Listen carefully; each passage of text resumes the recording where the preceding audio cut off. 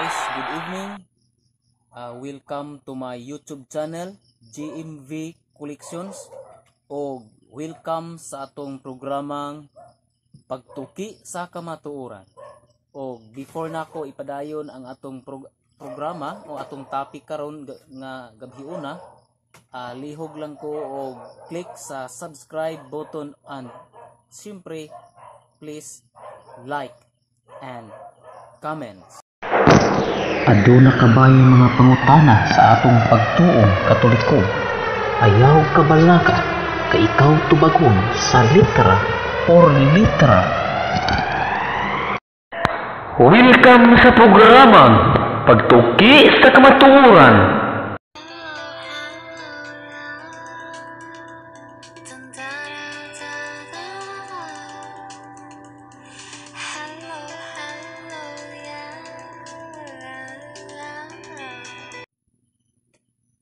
Guys, ang aton topic karon nga kagabhion mao ang kabahin sa paghalad sa simbahan, offering. Kay kalabanan sa mga prinsipyo sa mga tao ang mga pastor o ang mga pare nang warta kuno. Gipangwartahan ang mga tao, ang bunyag na ibayad, pamisa sa patay na ibayad, ug uban pang mga serbisyo sa simbahan. Okay? So, pamati mga igsuon, atong i-discuss ang kamatuoran. Una, ato usang basahon ang unang Korinto 9:13 ngadto sa 14. Wala ba kamo manghibalo nga ang mga nag-alagad sa mga butang nga balaan nagakaon sa mga butang sa templo ug ang mga nag-aalagad sa halaran makaambit sa mga hinalay sa halaran. Ingon man usab niini, nagsugo ang Ginoo aron kadto nga nagamantala sa maayong balita. Kinahanglan magpanginabuhi sila sa maayong balita. Okay guys, nadungog ninyo ang maong mga teksto busa dili di ay sa ingon nga ang simbahan nagkinahang o nang warta o tinumutumo ang ilaha nga pagpangulikta kundili love offering, halad sa simbahan. O kana naagyod mabasa sa Biblia. Kay ang mga nag-alagad sa simbahan sama sa pare o uban pa nga mga ministro sa giingon pa sa Biblia nagakaon man sila sa abot sa templo o sa simbahan. Kay sumala pa sa mga pare, wala man sila kaugalingong negosyo. So, wala sila income, ang simbahan, dili magpadayon ang ilahang serbisyo. Muna nga, atong isaysay, aron ang uban, makasabot o malimpyuhan ang ilang hunahuna, nga dili nila himuon nga dautan ang paghalad. Pagbuot gina sa Dios na gina sa Biblia. Ang simbahan nagkinahanglan gihapon og income. Unsaon man nimo ibayad sa mga kuryente, tubig ug uban pang mga nagtrabaho sa simbahan. Mukaon man gihapon sila. So kinahanglan sila gihapon og halad. Ug karon ato na pong basahon ang Exodo 30 bersikulo 11 ngadto sa 16. Og nagasulti si Yahweh kang Moises nga nagaingon, sa diha nga ikaw magkuha sa padron sa mga anak sa Israel, ingon sa mga giisip gikan kanila, unya ang tagsa-tagsa magahatag kang Yahweh og lukat sa iyang kalag. Sa diha nga pagaisipon mo sila aron wala anilan kamatay, sa diha nga ikaw magaisip kanila, niini sila magahatag bisan kinsa nga nag-agi kanila nga ginaisip tunga sa siklo, sumala sa siklo sa balaang puloy-anan. Ang siklo may kaluhaan kaubulo, ang tunga sa siklo mao ang halad alang kang Yahweh. Bisan kinsa nga mahiapil sa pag-isip gikan sa kaluhaan katuig ang panuigon ngadto sa itaas maghatag ug halad kang yaw.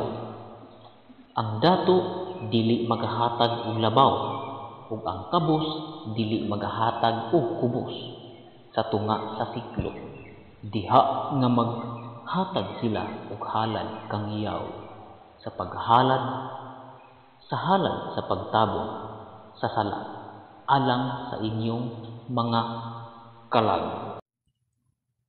Okay, na dungog ninyo guys. So nindot kaayo ang maong pahayag sa maong teksto. So dili nato makita ug naklaro nga ang paghalad di ay sa simbahan o pag-offer sa ato ang mga abot sa ato ang uma o sa day kapaagi bayad sa kalag or bayad sa sala. So ang paghalad di ay o paghatag dako na siya og idolhinsya nga atong na hatag sa Dios. Og siyempre ang ato apong simbahan na kinahanglan usab og income natural. Kay kung sa may isweldo sa mga nagtrabaho sa simbahan, sa kung giingon ganiha, kung sa may ibayad sa kuryente, ibayad sa tubig. Okay? So ug ang simbahan pod manghatag gihapon na sila. Og maghisgot ta og pagka maging hatagon ato o sa basahon o ato na po paminahon ang Hebreo 13:16. Apan dili ninyo paghikalimtan ang pagbuhat sa maayo o paghinatagay kay niining maong mga halad ang Dios mahimuot. Okay, so nindot kayo guys, inyong nadungog ang maong teksto Hebreo 13:16.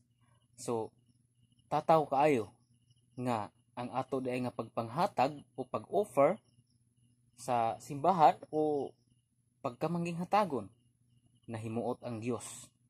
Ug kana natuman ang giingon sa unang Korinto sa 13 ngadto sa 14 bayad sa sala o bayad sa kalag. Kay kung mahimuot nimo ang Ginoo, siyempre ikaw ang imuhang sala na kuha-kuhaan. Okay, ang paghalad di ay paagi gihapon sa pagkamatarong. So dili siya binuang, dili siya matawag og pangwarta. Kay ang Dios mismo mahimuot siya kung kita muhalad. Okay? So ug karon naabay naka-specific nga dapat kita ba o dapat ba kita muhatag sa pari. Okay? Atong basahon ang Sirak Kapitulo 7 bersikulo 31 ngadto sa 34. With all thy soul fear the Lord and reverence his praise. With all my strength love him that made thee, and forsake not his minister. Honor God with all thy soul, and give honor to the priest, and purify thyself with thy arms. Give them their portion as it is commanded them, of the first fruits and of purifications, and for thy negligences purify thyself with a few. Okay, so nadungog ninyo guys ang maong teksto sa Sirak.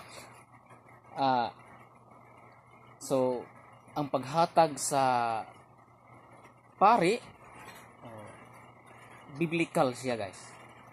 Dili siya matawag og nang warta ang pari. Kay wala may pari nga naay presyo. Wala man naningil ang pari og pila ang ilahang pangayo. Gitawag sa initiative or voluntary ang paghatag. So kana siya nga mo offer kita paagi simbahan ngadto sa pari biblical. Okay? So biblikanhon. Sugo gayod sa Dios. Dili siya tinumo-tumo sa tao lamang.